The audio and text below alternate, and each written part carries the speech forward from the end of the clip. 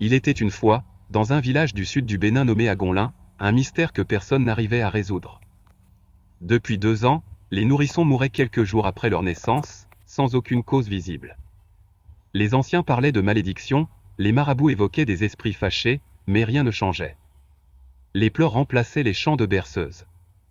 Et pourtant, au cœur de ce chaos silencieux vivait un jeune homme adoré de tous, le prince Séko, unique héritier du trône. Séko était tout ce qu'un cœur pouvait désirer, grand, élégant, intelligent et généreux. Il saluait les anciens avec respect, aidait les pauvres, et riait avec les enfants. Les jeunes filles du village en rêvaient la nuit et les mères priaient pour que leur fille devienne sa femme. Mais personne ne savait, personne ne pouvait deviner, le terrible secret qu'il cachait. Car lorsque la lune atteignait son sommet, le prince changeait de forme. Son corps d'homme disparaissait, laissant place à une longue créature écailleuse, un serpent noir aux yeux rouges flamboyants. C'est lui. C'était lui qui rampait chaque nuit jusqu'au cas où un nouveau-né avait vu le jour. Il sifflait doucement, s'introduisait par la fente du toit en chaume, et mordait. Sans un cri. Sans un bruit. Puis, il disparaissait avant l'aube. Pourquoi?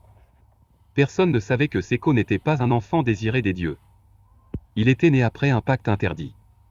Sa mère, la reine Alomé, n'arrivait pas à concevoir. Elle consulta alors un sorcier déchu, au fond d'une forêt interdite. Ce dernier lui promit un fils, en échange d'un serment, à chaque naissance dans le royaume, l'esprit de l'enfant serpent viendrait se nourrir. Elle accepta, aveuglée par le désir d'être mère. Mais le roi ne savait rien. Le peuple non plus.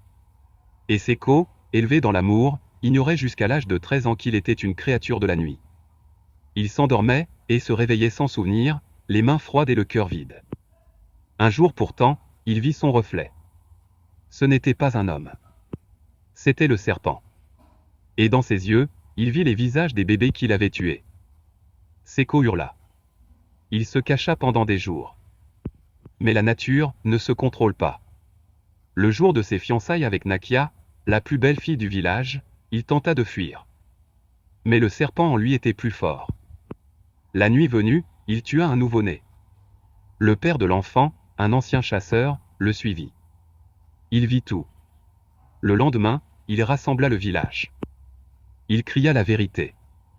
Le roi refusa d'y croire, jusqu'à ce que la reine tombe à genoux, pleurant, avouant le pacte maudit. Alors, Séko fut banni.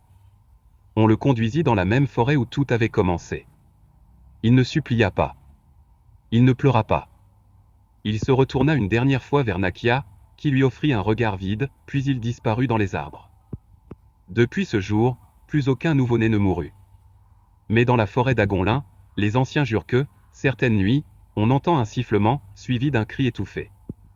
Parfois, le mâle ne porte pas de cornes ni de griffes. Il porte un sourire, une couronne, et un regard tendre. Faites attention à qui vous ouvrez vos bras, car certains serpents savent parler comme des princes.